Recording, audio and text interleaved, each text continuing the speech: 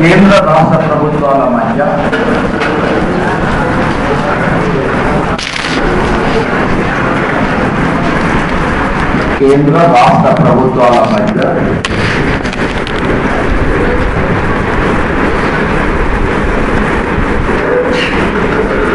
ఆదాయ వనరులను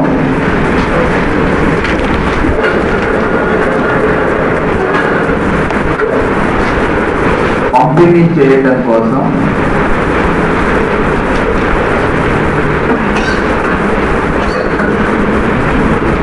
ఉద్దేశింపబడిన ఫార్ములా.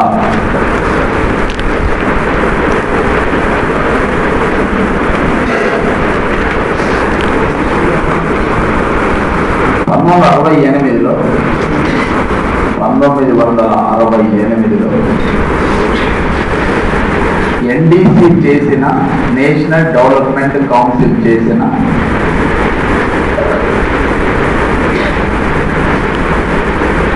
తీర్మానాన్ని అనుసరించి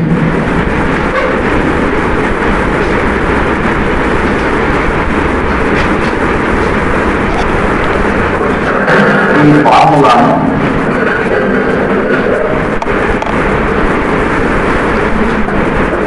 ఎనిమిదవ ఫైనాన్స్ కమిషన్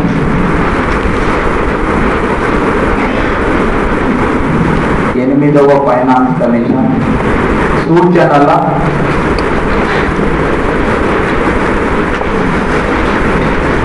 అమలు వరకు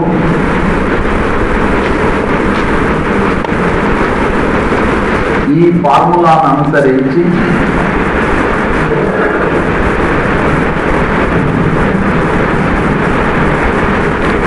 కేంద్ర రాష్ట్రాల మధ్య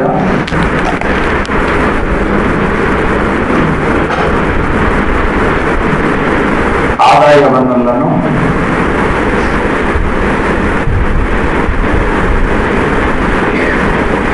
పంపిణీ చేయడం జరిగింది.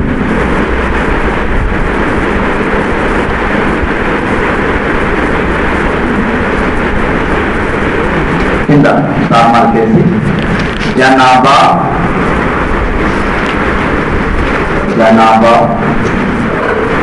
కేంద్ర మరియు రాష్ట్ర ప్రభుత్వాల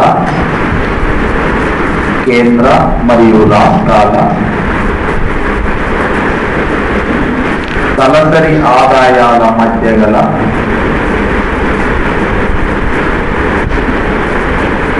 వ్యత్యాసం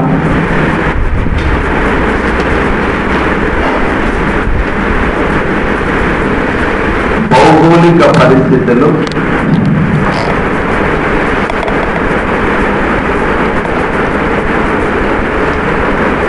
వెనుకబాటుతనం,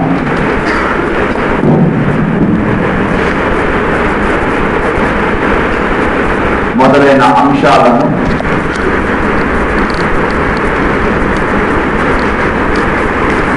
ప్రాతిపదికగా తీసుకొని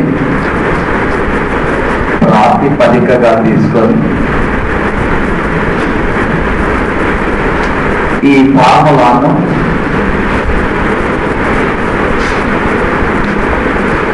రూపొందించడం జరిగింది.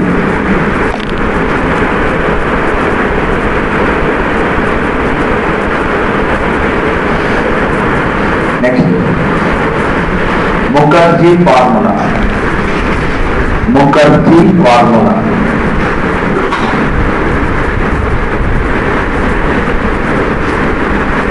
ప్రస్తుతం మన దేశంలో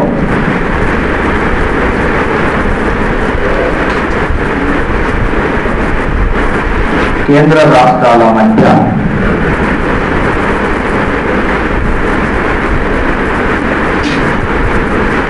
ఆదాయ వనరులను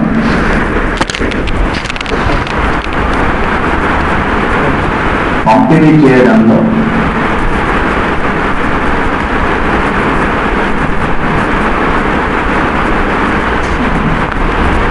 ముఖర్జీ ఫార్ములాను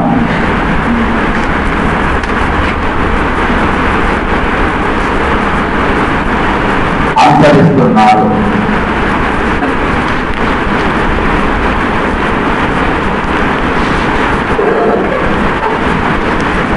ఎనిమిదవ ఫైనాన్స్ కమిషన్ 8వ ఫైనాన్స్ కమిషన్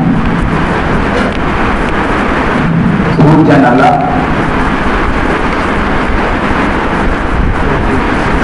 అమలు నుండి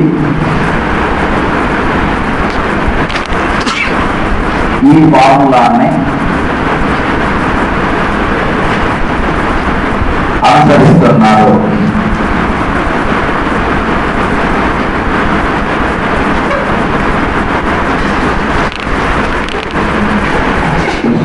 పైన పేర్కొన్న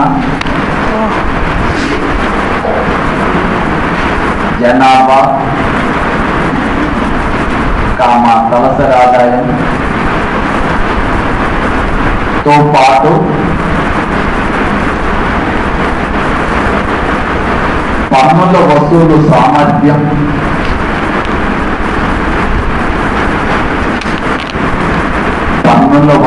సామర్థ్యం అభివృద్ధి వెనుకబాటుతనం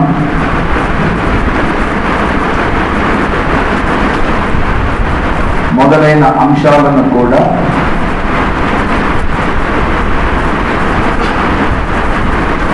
ప్రాతిపదికలుగా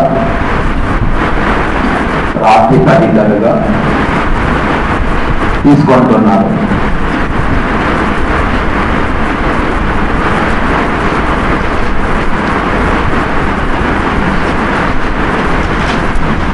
ఇవి మనకు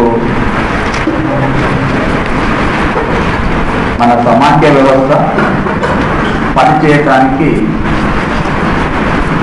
ఉద్దేశింపబడినటువంటి మార్గాలు. మనం మన సమాఖ్య వ్యవస్థకు సంబంధించి ఇది ఒక పెక్యులర్ సమాఖ్య భారతదేశం. కారణం ఏంటంటే ఇక్కడ ఈ రాజ్యాంగంలో సమాఖ్య లక్షణాలతో పాటు ఏకకేంద్ర లక్షణాలు కూడా ఉన్నవి. ఇవి బేస్ అంటే పునాది, దానిపైన నిర్మింపబడినటువంటి అంశాలే కేంద్ర రాష్ట్ర సంబంధాలు.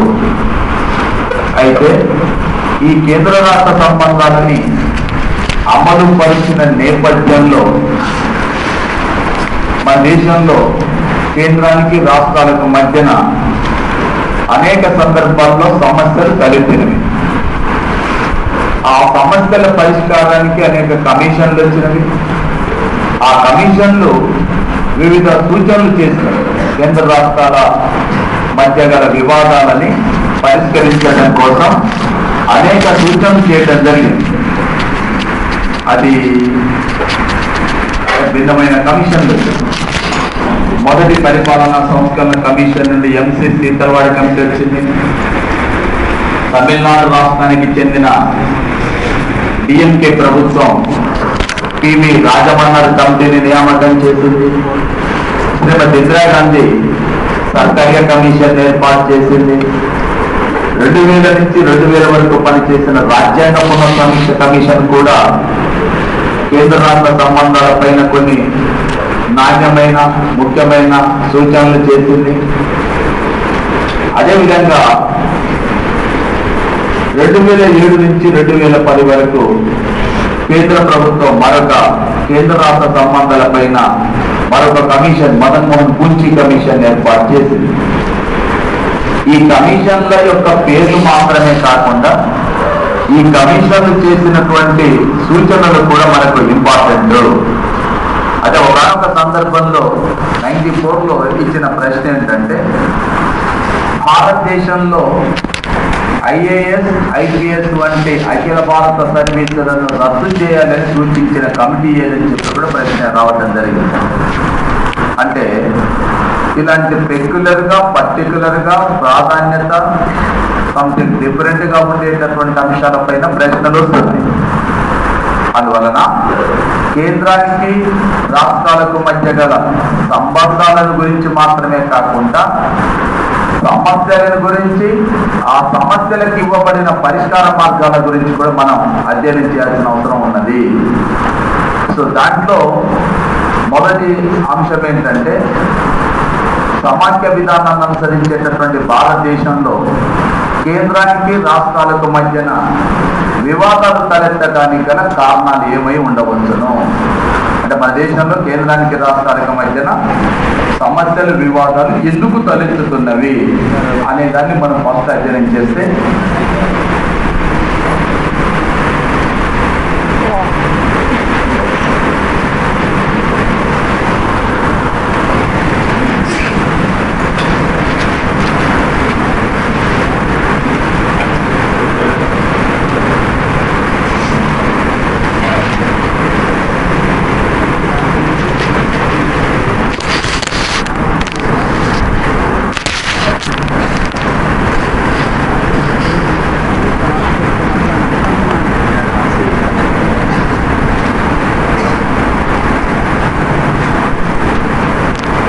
మొదటి అంశం ఏంటంటే మీరు అంటే ఇప్పటి వరకు అంటే జనరల్గా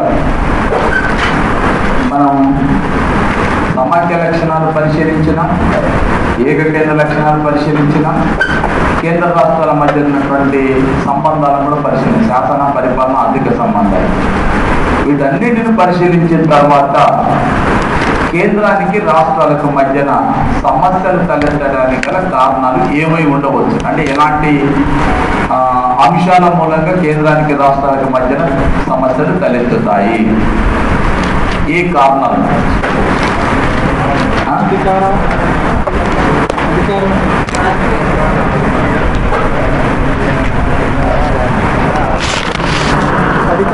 వాస్తవ సమాఖ్యలో ఎవరికి ఎక్కువ అధికారాలు ఉంటాయి? కేంద్రానికి ఎక్కువ అధికారాలు ఉంటాయి. ఎవరికి ఉండవే? రాష్ట్రాలు. కానీ భారతదేశంలో కేంద్రానికి అంటే అధికారాలు ఏం జరిగింది? కేంద్రీకరణ, అధికారాల కేంద్రీకరణ జరిగింది.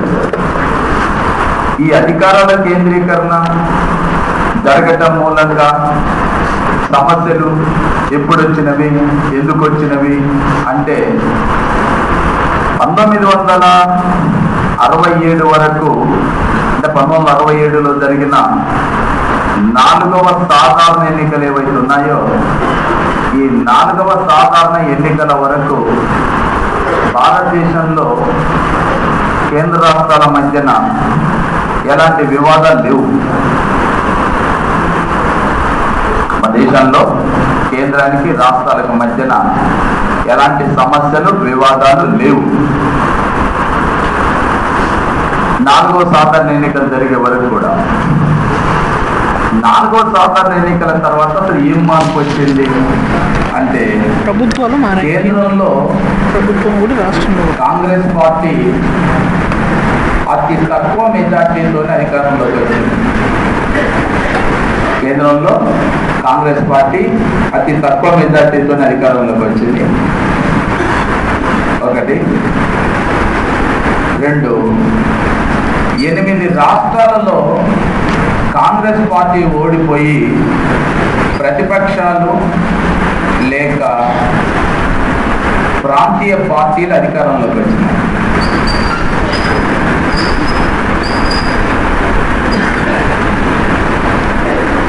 ప్రతిపక్షాలు, ప్రాంతీయ పార్టీలు అధికారంలోకి వచ్చినవి. ఇది ఒక ఇంపార్టెంట్ అయిన కారణం అయితే 1964 వరకు కూడా భారతదేశాన్ని అప్రతితంగా ఎదురు లేకుండా పరిపాలన చేసినటువంటి పండిట్ జవహర్లాల్ నెహ్రూ యొక్క నాయకత్వాన్ని వ్యతిరేకించగలిగిన, ఎదిరించగలిగినటువంటి వారు లేరు. వాస్తవానికి భారత రాజకీయాలలో నెహ్రూకు సమబుద్ధి అంటే సర్దార్ వల్లభాయ్ పటేల్. 1950లో సర్దార్ వల్లభాయ్ పటేల్ మరణం తర్వాత భారత జాతీయ కాంగ్రెస్ పైన, ఈ దేశంలో ఉండేటటువంటి కేంద్ర రాష్ట్ర ప్రభుత్వాల పైన, పరిపాలన పైన తిరుగులేని పట్టు సంపాదించినటువంటి వ్యక్తి నెహ్రూ. నెహ్రూ యొక్క నాయకత్వాన్ని ఎదిరించగలిగిన శక్తి రాష్ట్ర ప్రభుత్వాలకు లేదు. కేంద్రంలో కాంగ్రెస్ పార్టీ, రాష్ట్రాలలో కాంగ్రెస్ పార్టీ అధికారంలో ఉంది. నెహ్రూ నాయకత్వాన్ని ఎదిరించగలిగిన శక్తి లేదు.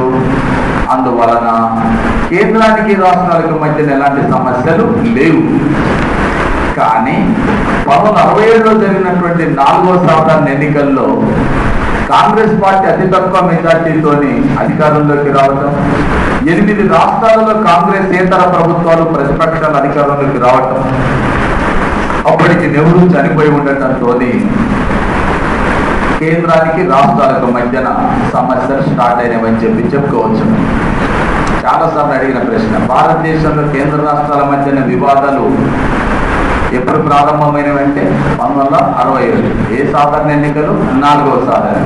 ఎందుకంటే కేంద్రంలో ఒక పార్టీ, రాష్ట్రాలలో ఇతర పార్టీలు అధికారంలో ఉండటం.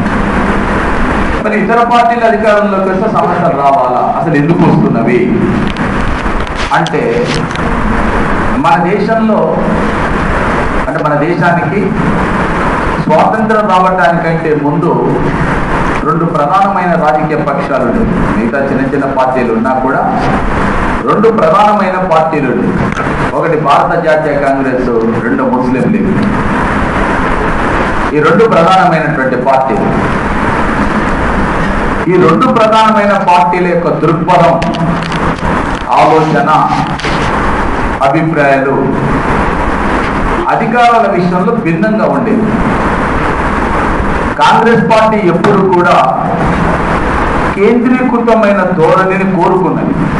కేంద్రీకరించబడి ఉండాలి, అధికారాలు మొత్తం ఒకే చోట కేంద్రీకరింపబడి ఉండాలి, మొత్తాన్ని ఒకే దగ్గర నుంచి శాసించాలి, ఇలాంటి ఆలోచన ఉండేది. ముస్లిం లీగు వికేంద్రీకరణను కోరుకున్నది. వికేంద్రీకరణ అంటే కనీసం మేము ఎక్కడైతే ప్రబలంగా ఉన్నామో, ప్రాధాన్యంగా ఉన్నామో, అక్కడైనా పని మామూలుగా మేము పరిపాలన చేసేటటువంటప్పుడు తగిన అధికారాలు ఉండాలి అనే ఉద్దేశంతో కావచ్చు, జనరల్ పరిపాలనా సౌలభ్యం కోసం కావచ్చు, ముస్లిం లీగ్ ఎప్పుడు కూడా వికేంద్రీకరణను కోరింది. కాంగ్రెస్ పార్టీ కేంద్రీకరణ కోరింది. వికేంద్రీకరణ కోరినటువంటి ముస్లిం లీగు దేశ విభజన తర్వాత ఇక్కడి నుంచి వెళ్ళిపోయింది. ఏ కేంద్రీకరణ అయితే కోరుకుందో కాంగ్రెస్ పార్టీ, ఆ కాంగ్రెస్ పార్టీ రాజ్యాంగాన్ని రచించింది, ఆ రాజ్యాంగాన్ని అమలుపరిచే బాధ్యతను స్వీకరించింది. అలాంటి కాంగ్రెస్ పార్టీ కేంద్రీకరణ కోరింది కాబట్టి స్వాతంత్రానికి పూర్వం నుంచి నేటి వరకు సోనియా గాంధీ వరకు కూడా మీరు ప్రత్యక్షంగా రాష్ట్రంలో ఉండేటటువంటి రాజకీయాలు, దేశవ్యాప్తంగా ఉండేటటువంటి రాజకీయ నాయకులు మొత్తం కూడా కాంగ్రెస్ పార్టీ యొక్క కేంద్రీకృతమైనటువంటి ధోరణిని మనం ప్రత్యక్షంగా చూడవచ్చును. ఇవాళ కూడా నాయకులు అమ్మ సోనియా అని చెప్పి పరిగెత్తుతూ ఉన్నారు. నేను తప్పు ఒప్పుల గురించి ఎత్తడం లేదు, కానీ దాని యొక్క వైఖరిని మీరు దృష్టిలో పెట్టుకోవాలి. దీని వలన దేశానికి మేలు జరిగింది, కీడు కూడా జరిగింది, 2 ఉన్నాయి. We must see the other side of the coin also. నాణ్యం యొక్క 2వ కోణాన్ని కూడా చూడాలి. ఎందుకు అని అంటే 2 ఉన్నాయి ఇక్కడ. అలాంటి కేంద్రీకృత ధోరణి లేకపోతే పంజాబ్ కానీ, కాశ్మీర్ కానీ, అస్సాం కానీ అనేక ప్రాంతాలు ఎప్పుడో ఈ దేశం నుంచి విడిపోయేవి. అలాంటి బలమైన కేంద్రీకృత ధోరణి లేకపోతే మేలే. కానీ కీడు కూడా జరిగింది. ఏంటి? ఇవాళ మనం రాష్ట్రాలలో కరువు వచ్చినా మనకు ఎప్పుడు బాగా పలకరించిపోయే మిత్రులు 2 ఉన్నారు. అతివృష్టి, అనావృష్టి. వస్తేనేమో అతివృష్టి వరదలు, లేకపోతే అనావృష్టి. ఇవి ఏ వచ్చినా కూడా మనం వర్షం రాకపోతే మన చూపులు ఆకాశం వైపు కాకుండా ఢిల్లీ వైపు ఉంటాయి. ఎందుకంటే కరువు బృందం వస్తుందేమో అని ఎదురిస్తారేమో అని చూస్తున్నాం. ఎందుకంటే వరదలు వచ్చి కర్నూలు మునిగితే రోజే పరుగులు పెట్టాల్సి వచ్చిన ఢిల్లీకి ఒక 10 అకౌంట్ చేస్తున్నారు. అంటే ఇవన్నీ ఏంటిది అని అంటే రాష్ట్ర ప్రభుత్వాల యొక్క పరిస్థితి ఆర్థిక విషయాల లోపల స్వయంగా తమ కాళ్ళ మీద తాము నిలబడలేనటువంటి స్థితికి వచ్చినాయి. సొంతంగా ఆర్థిక నిధులు సమకూర్చుకునేటటువంటి స్థితిలో లేవు. అందుకోసమే రాష్ట్రాలు పటిష్టంగా స్వయం సమృద్ధితోని పనిచేయగలిగిన స్థితిలో ఇవాళ రాష్ట్ర ప్రభుత్వాలు లేవు. దీనికి కారణం ఏంటంటే కేంద్రీకృతమైనటువంటి ధోరణి. అందువలన నేను రెండు చెప్తున్నాను, మేలు జరిగింది కీడు జరిగింది, రెండు ఉన్నాయి దీంట్లో. సో అలా గడిచిన ఈ 6 దశాబ్దాల కాలంలో కూడా సమస్యలు అనేటటువంటివి ఎప్పుడు స్టార్ట్ అయినాయంటే 67 తర్వాత. 67 తర్వాత ఎందుకు స్టార్ట్ అయినాయంటే కేంద్రంలో కాంగ్రెస్ పార్టీ, 8 రాష్ట్రాల్లో కాంగ్రెసేతర ప్రతిపక్షాలు లేక ప్రాంతీయ పార్టీల అధికారంలో రావడంతోనే సమస్యలు స్టార్ట్ అయినవి. మరి ఇది ఒకటే కారణమా? మరి ప్రాంతీయ పార్టీలు ప్రతిపక్షాల అధికారంలోకి రాగానే సమస్యలు స్టార్ట్ అవుతాయా అంటే అవుతాయి. ఎందుకు అవుతాయి అంటే గతంలో కాంగ్రెస్ పార్టీ ముఖ్యమంత్రులు కానీ కాంగ్రెస్ పార్టీకి సంబంధించిన నాయకులు కానీ రాష్ట్రానికి ఎక్కువ అధికారాలు కావాలనే డిమాండ్ విషయంలో అంత గట్టిగా మాట్లాడలేదు. కానీ 1967 ఎన్నికల్లో కాంగ్రెస్ పార్టీ ఎందుకు ఓడిపోయింది, వీళ్ళు ఎందుకు గెలిచినారో వీళ్ళకు కూడా తెలుసు. ఏంటి అంటే రాష్ట్ర ప్రభుత్వాలు, మీకు last time group 1 question 2008 question, విధులన్నీ రాష్ట్రాలకు అప్పగించి నిధులన్నీ తన వద్ద కేంద్రీకరించుకున్న నేపథ్యంలో భారత సమాఖ్య విధానాన్ని గురించి ప్రశ్నించిన డైరెక్ట్ ప్రశ్న ఇది. విధులన్నీ రాష్ట్రాలకు అప్పగించి నిధులన్నీ తన వద్ద కేంద్రీకరించుకుంది ఎవరు? కేంద్ర ప్రభుత్వం.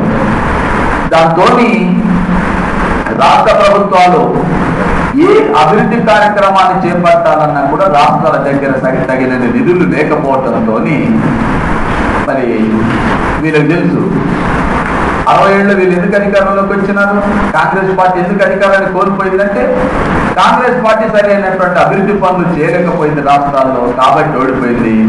మరి మమ్మల్ని ఎందుకు ఎన్నుకున్నారంటే మీరు ఏదైనా చేస్తారని ఎన్నుకున్నారు. రేపు చేయాలంటే మన దగ్గర డబ్బులు కావాలి, అధికారాలు కావాలి. ఆ రెండు కావాలంటే కొట్లాడాలి. కాబట్టి సమస్యలు స్టార్ట్ అయింది. సో స్ట్రగుల్ ఎక్కడ స్టార్ట్ అయింది? 67లో. ఈ స్ట్రగుల్ స్టార్ట్ కావడానికి గల ప్రధాన కారణం ఏంటిదంటే మొట్టమొదటి అంశం ఏంటి అంటే అధికారాల కేంద్రీకరణ.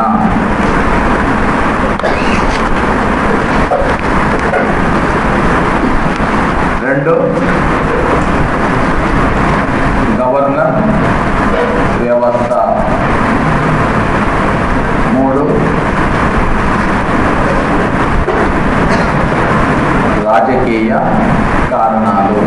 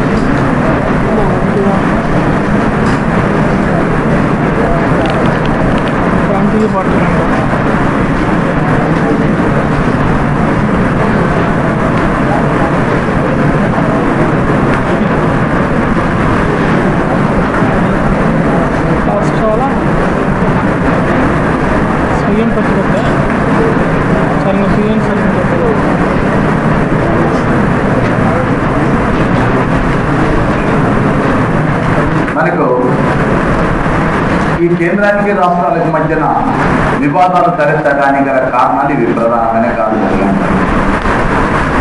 ఇందులో ముఖ్యంగా అధికారాల కేంద్రీకరణ అంటున్నాం.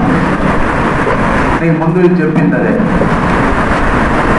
ఇవాళ ప్రాంతీయ పార్టీలు భారతదేశంలో ఉద్భవించటానికి, ప్రాంతీయ పార్టీలు ఒక దశకు రావడానికి ప్రధాన అంశాలు ఏంటంటే అధికారాల కేంద్రీకరణ ఎప్పుడైతే జరిగిందో అభివృద్ధి విషయం లోపల సమపాలలో అభివృద్ధి జరగలేదు.